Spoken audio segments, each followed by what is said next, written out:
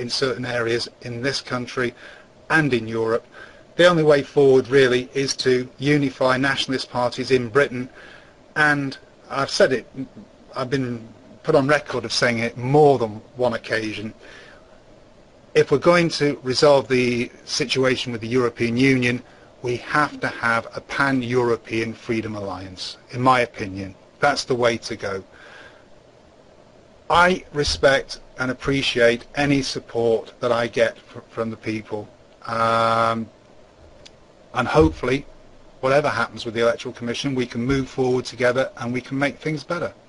So thanks for having me on, and if I'm invited back again, I'll give you an update on what's happening and answer any more questions you've got. Thank you very much.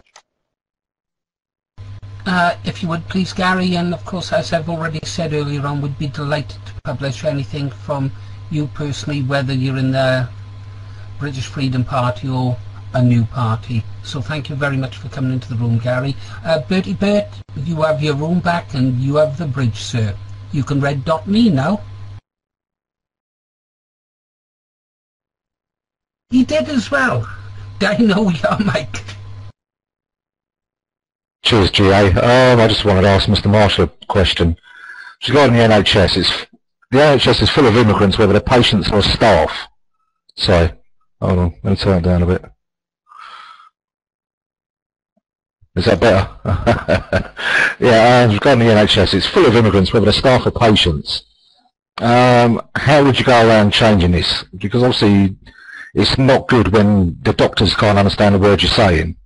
It's not something that you can change overnight, but how would you go about changing it if you could? Points to that really, as you say, whether it's staff or patients. I think the wholesale robbing of medically trained staff from the third world is an absolute disgrace. We end up having to send out, charitable aid workers out there, medical supplies out there, which costs, the taxpayer money all the time, because we are robbing them of the people that have those skills in their own country. That has to stop. We have to start training more of our own doctors, more of our own nurses, and let the third world keep theirs and look after their people. As far as the patient side of it is concerned, we do things in a very strange way in this country. I think the only way that anybody who is not a British national gets medical treatment in this country is they have to have their own medical insurance. Or if they have become a British citizen, then perhaps after a period of, say, 3 years of contributing into society, of paying your taxes, then you would get, free NHS help. I think just to get it on demand and this health tourism and robbing doctors and nurses from all over the third world, it's ridiculous. It doesn't help our people at all. I really do class this cultural nationalism theory as nonsense, to be honest.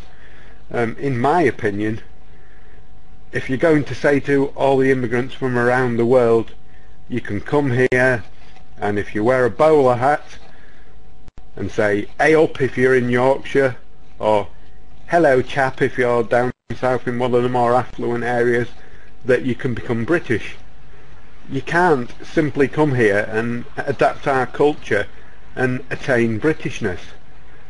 Britishness is a genetic right, and I really don't see how promoting cultural nationalism will push us any way forward. Okay, let's take this cultural nationalism. You bring in these people, they adapt, you class them as British, and then they decide that they want a white wife or a white husband, and they interbreed, which leads us into the well-known problems of miscegenation and mixing of the races, if you want to call it that in its most direct form, which will ultimately breed us out of house and home. I can't honestly say, and I have looked into this, I haven't dismissed it out of hand, I can't see how the promotion of cultural nationalism will ever push us forward. And I think that any party that pushes this issue forward, as we've seen with the British Freedom Party, is doomed to failure. And let's not pussyfoot around the issues. The British Freedom Party has failed. It won't recover from the infighting, mostly instigated by Barnes, but it's just not going to go forward. And we don't need a plethora of different nationalist parties drifting around the national honosphere, if there is such a word. I've just invented it if not. It's not going to happen. But hey, that's just my take on things. No, I mean, you know, everybody's entitled to their opinion. I don't share it. I think cultural nationalism can work, and I think the reason why it can work is because it would accept, how can I put this?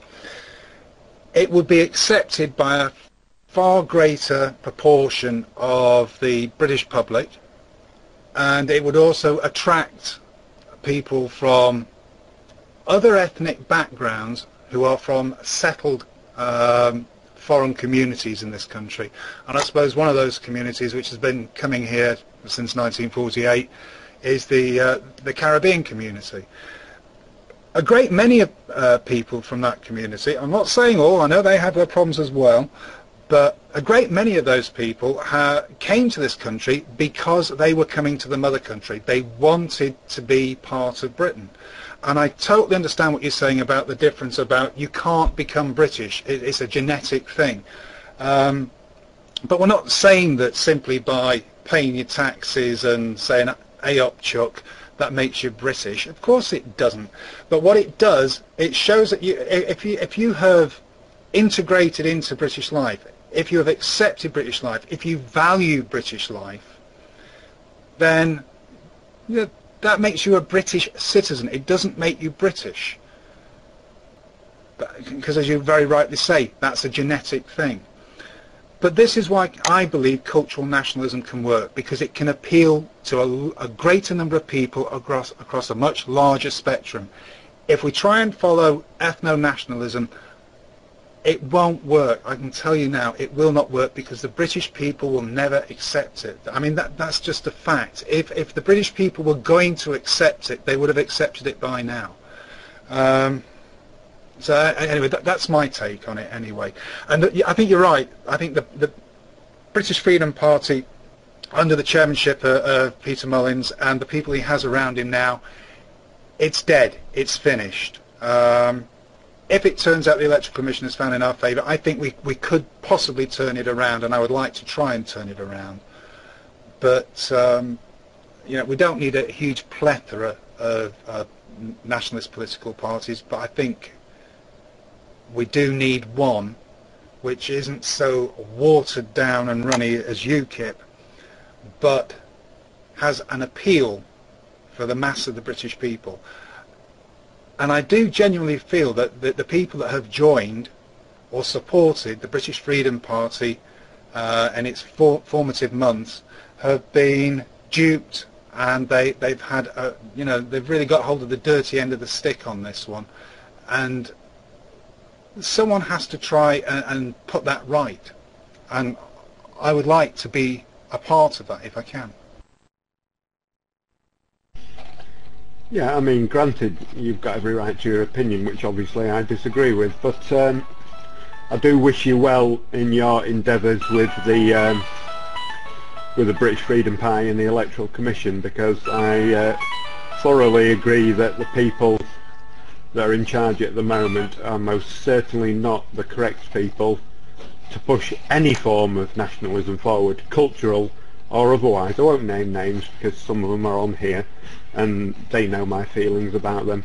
But what you didn't address is the issue of miscegenation. And when you promote cultural nationalism and you say that people you know, if they adapt. I mean, I have no doubt in my mind that there are some coloured people from various areas of the world that really do class themselves as British, and they live by our rules, and they adapt to our culture, they embrace it, they want it, former colonialists, etc., etc. Yeah, fair play to them. But at the end of the day, these people may breed out of their race. I'm sorry if that offends people by saying breeding out of their race, miscegenation, but it's a dilution. Miscegenation is dilution of us. If you get a bottle of quash, bottle of orange, put a bit of water in it, pour out a bit more, put a bit of water in it, pour out a bit more, at the end of the day there's no orange flavour left at all. It's just plain water, plain bland water. And I think miscegenation, i.e. race mixing, is one of the biggest problems that we face, and it's made worse by the predominantly lower birth rate that we have as the indigenous people, white people. I'm not afraid to say it. I don't care if people call me a racist for promoting my own people. That's my view, which I have every right to. But anyway, yeah, good luck to you, Mr. Marshall, and it's been nice chatting, and thanks for your input. Okay, thank you very much for taking the time to listen to what I had to say. I really appreciate it, and perhaps we'll speak again sometime. Thanks. Thank you, Gary.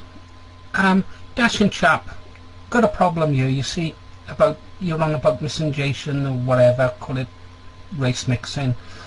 You can't legislate against love. I travelled the world, yeah.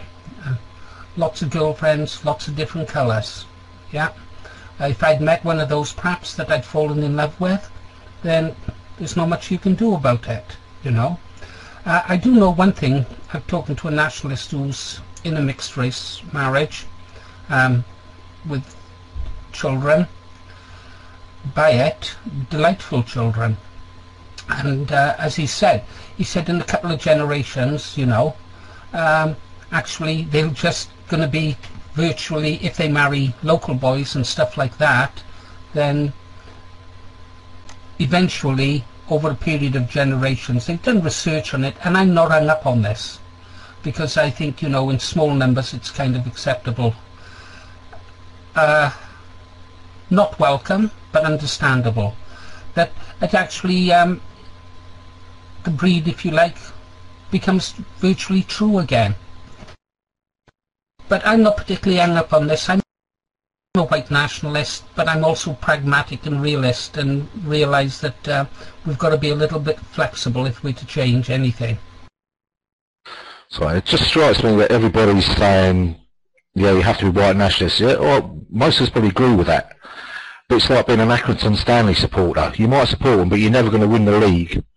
Yeah, sometimes you have to step outside of what you want to try and change it from the inside. If that means adapting your policies for a long-term ideology, then it's worth doing. There's no point saying we're not going to have anybody in our country, we're not going to do this, do that, without having the power behind you to do it. And the only way you're going to get that power is to get voted in. Yeah, I mean, you're right in what you say, and so is Warsash. You can't legislate against who people can fall in love with. I know that. You know that as well as I do. Well, you could, in theory, if you had the ultimate amount of power, but I don't know. I think that leads down a very nefarious road, and a road that is no different to the road that we are treading now. We all know in reality as nationalists that the government that we have at the moment is fascistic in the extreme. Absolutely. You can't say boo to a goose. You can't call a spade a spade. And when I say that, I don't mean go out and abuse somebody racially. You know what I mean. You can't say anything. But there's another issue that's been brought up, and that's the electoral system.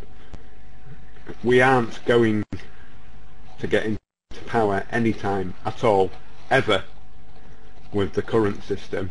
We all know that. AV is just another another scam. In fact, it's worse than what we've got at the moment.